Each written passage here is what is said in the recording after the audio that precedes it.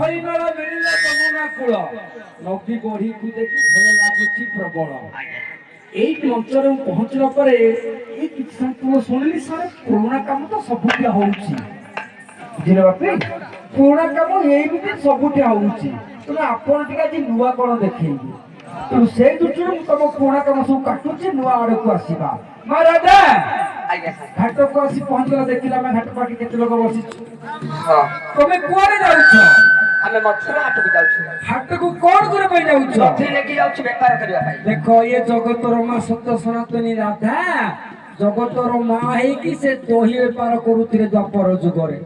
ତମଠୁ ତାହେଲେ କଳି ଯୁଗର ନାରୀ ମାନେ ଶିଖିକି ବଡି ପାମ୍ପଡ ବେପାର କରୁଛନ୍ତି। ଆପଣ ସାରେ ମା ରାଧା ତମେ ଦହି ବେପାର କର, ଆମର କିଛି କହିବାର ନାହିଁ। ଆମେ ପାଠ ସାଠ ପଢି ଚାକିରି ନାହିଁ, ବେକାର ହେଇକି ବୁଲୁଛୁ। ଆମକୁ ଯେମିତି ଗୋଟେ ବେପାର ଶିଖେଇ ଦେଲେ ଆମେ ଏମିତି ଚଳିବୁ। ଆପଣଙ୍କୁ ମୁଁ କି ବେପାର ଶିଖେଇ? ମା ହେଇକି ଦହି ବେପାର କରୁଛ, ଲାଜ ଲାଗୁନି?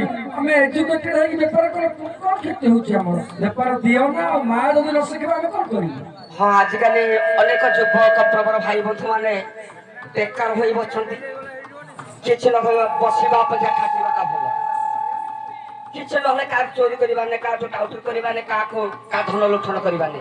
ନିଜ ପରିଶ୍ରମ କରିବା, ଯୋଉ ଦି ପଇସା ଆମକୁ ମିଳିବ ସେଥିରେ ଆମ କୁଟୁମ୍ବ ଚଳିବେ। ମା ସିନା ଜଣେ ସନ୍ତାନ ବେଦନା ତାକୁ ହିଁ ଜାଣିବ ବୋହୁ। ତେଣୁ ପୁଅ ଝିଅ ମାନଙ୍କ ଦୁଃଖ ଦୂର କରିବେ ମା। ତେଣୁ କେମିତି ଆମ ଦୁଃଖ ଦୂର ହବ ସେଇ ବାଟଟା ଆମକୁ ବତେଇ ଦିଅ। ଜଣେ ଗୋଟିଏ ଦୋକାନ ଖୋଲିଛି, ଗୋଟେ ବେପାର କରୁଛି, ସେଇଥିରେ ସେ ତାର ନାମ ରଖିଛି। ଯଦି ସେଇଥିରେ ଯଦି ଆପଣ ଗତି କରିବେ, ମୁଁ ଭାବୁଛି ଭଲ ହେଇପାରେ।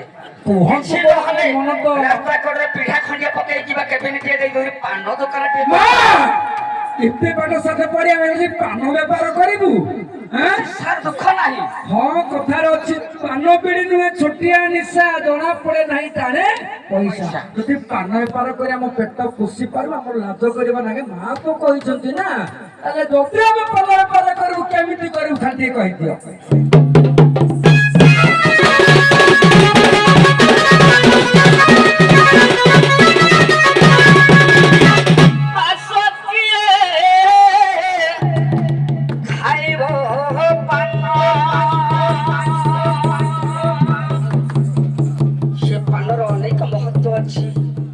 ଏ ପାନ ଯିଏ ଥରେ ଖାଇଛି ସଦା ସର୍ବଦା ସେ ଭୁଲିବ ନାହିଁ।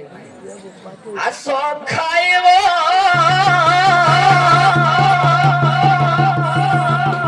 ଆସ ଖାଇବ ହରି ଦୋକାନ ପାନ ଯିଏ ଖାଇବ। ଆମ ହରି ଭାଇନା ଗୋଟିଏ ଦୋକାନ ଖୋଲିଛନ୍ତି।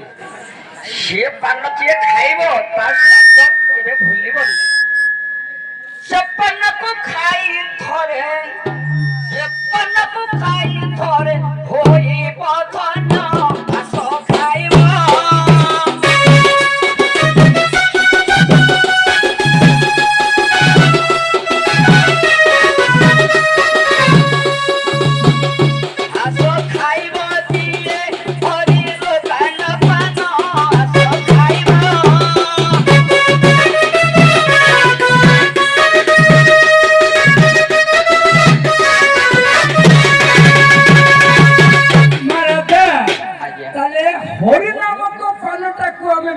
କରିବୁ ନା ନାହିଁ?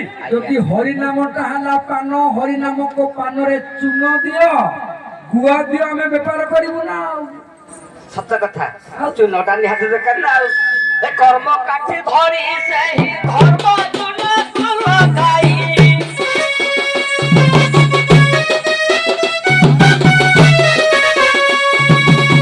କର୍ମ କାଠି ଧରି ସେହି ଧର୍ମ ଚୂନ ଲଗାଇ,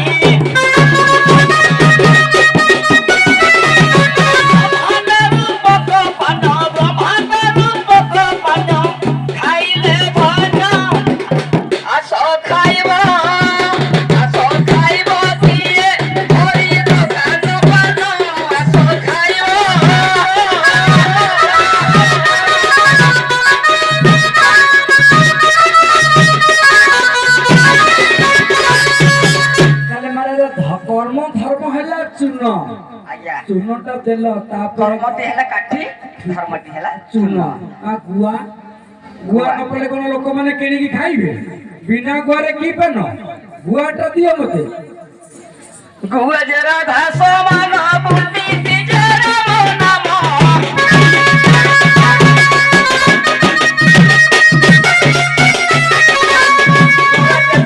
ଗୁଆ ଜରା ନାମ ବୁଟି ଜରା ନାମ